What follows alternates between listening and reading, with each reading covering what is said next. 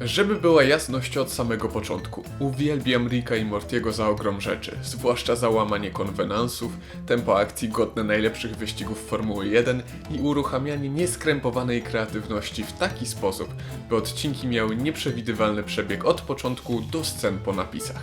Ba, te słowa to tylko marna i banalna próba odwzorowania emocji i czystej radochy, jaka towarzyszy mi, i nie tylko mi, patrząc po średnich ocenach, podczas oglądania Ricka i Mortiego.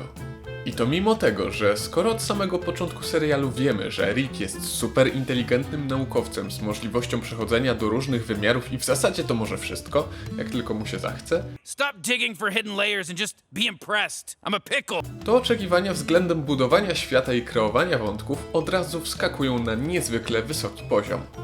W większości odcinków każdego z 4 pierwszych sezonów te wyśrubowane wymagania były spełniane przez twórców z nawiązką. You press this. I'm Mr. Meeseeks! Look at me! Jednak muszę ze smutkiem donieść, że z 8 odcinków 5 sezonu tylko pierwszy i 8 odznaczają się nieszablonowością i przykuwają do ekranu. Jeśli jednak spodziewacie się, że za najgorszy odcinek uznaję 4, czyli ten o waleniu konia z użyciem przyrządu do walenia konia? Co skutkuje potworami w postaci zmutowanych plemników Mortiego, to jesteście w błędzie.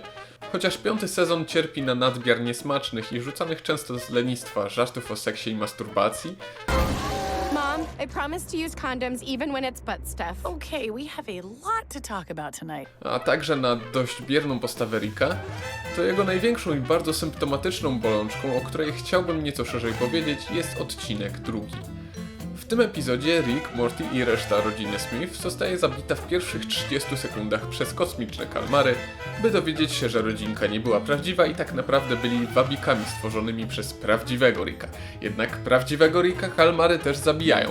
Ale okazuje się, że to jednak nie był prawdziwy Rick, tylko kolejny wabik stworzony przez tego już jedynego prawdziwego Ricka. Oczywiście tak dalej nie jest. Serial słynie z oryginalnych i nieszablonowych punktów wyjścia i ten jak najbardziej spełnia te warunki. Problem polega na tym, że nic więcej z niego nie wynika. Przez cały odcinek giną kolejne zastępy Smithów, by okazać się, że niespodzianka, za każdym razem były to tylko wabiki.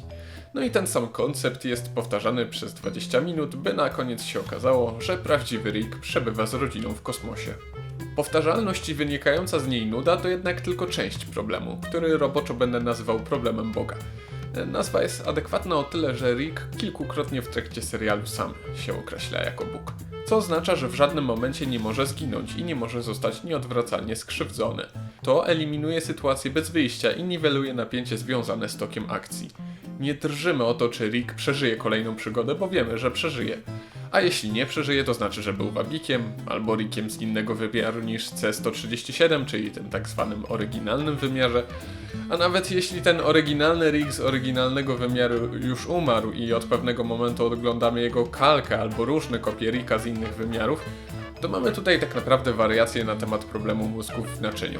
Prawdziwość czy też nieprawdziwość oryginalnego Ricka nie ma tu większego znaczenia, gdyż bez wyraźnej podpowiedzi twórców lub różnic w postaciach Ricka nie jesteśmy w stanie ich od siebie odróżnić. W takich warunkach stopniowe podnoszenie stawki i rozwijanie bohaterów, co zazwyczaj jest absolutnym fundamentem dobrego storytellingu na długim dystansie, jest zadaniem co najmniej karkołomnym.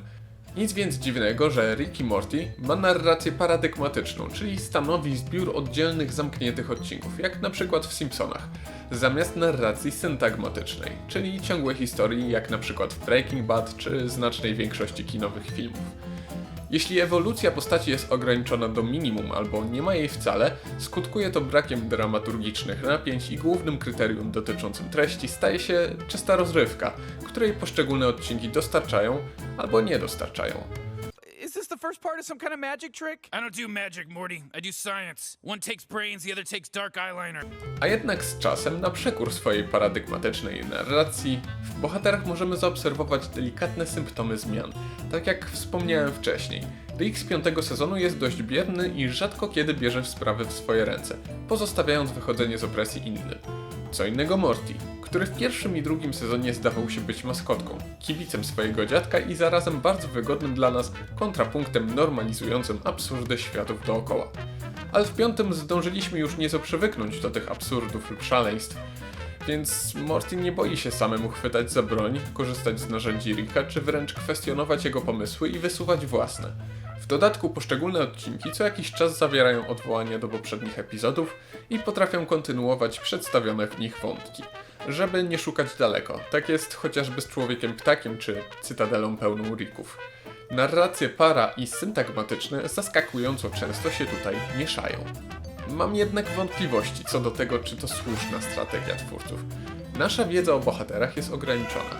Nie wiemy zwłaszcza, kim była żona Ricka i matka Beth. W sieci z kolei znajduje się miliard mniej lub bardziej szalonych teorii. Przykładowo, że złego Mortiego stworzył Rick, że Rick i Morty są tą samą osobą, że matką Beth jest Unity, czy że Rick jest świadomy tego, że jest tylko postacią w kreskówce. I tutaj problem Boga powraca. Zazwyczaj teorie dotyczące filmów i seriali trzymają się kupy bardziej lub mniej i niektóre z nich po czasie okazują się trafione. Tutaj, ze względu na nieskończoną liczbę światów i wymiarów, każda teoria tak naprawdę ma szansę być prawdziwa. Co rodzi z kolei pytanie, czy te wszystkie teorie mają jakiekolwiek znaczenie. Bo czy możemy być pewni, że odcinki, które prezentują kontynuację wątków, naprawdę kontynuują wątki z tego samego wymiaru? Że prezentowane wydarzenia dotyczą tego domyślnego wymiaru C137? Automatycznie pewnie będziemy zakładać, że właśnie tak się dzieje, tak dla ułatwienia, i że ta ciągłość po prostu występuje. Mimo tego jedyną rzeczą, której możemy być pewni, to radość lub jej brak z oglądania kolejnych odcinków. Odsłanianie kolejnych faktów dotyczących przeszłości postaci może być oczywiście satysfakcjonujące, ale największą siłą Ricka i Mortiego pozostaje galopująca kreatywność pozbawiona odgórnych zakazów świata przedstawionego. Ten serial to jeden wielki plac zabaw pełen nieziemskich i nieznanych atrakcji.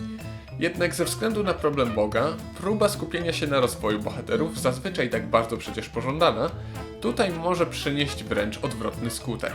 Narracja syntagmatyczna nie ma tu miejsca, by się rozwinąć, po prostu. I w dodatku w każdym momencie może być kwestionowana. Dlatego osobiście wolałbym, żeby Rick i Morty pozostał tym szalonym placem zabaw aż do samego końca. Aby Rick z Mortym zasuwali po wszechświecie i kolejnych wymiarach, korzystając przy tym z wynalazków, o których byśmy w życiu nie pomyśleli i nieustannie robili przy tym widzom wodę z mózgu, przyprawiając nas zarazem o salwy śmiechu.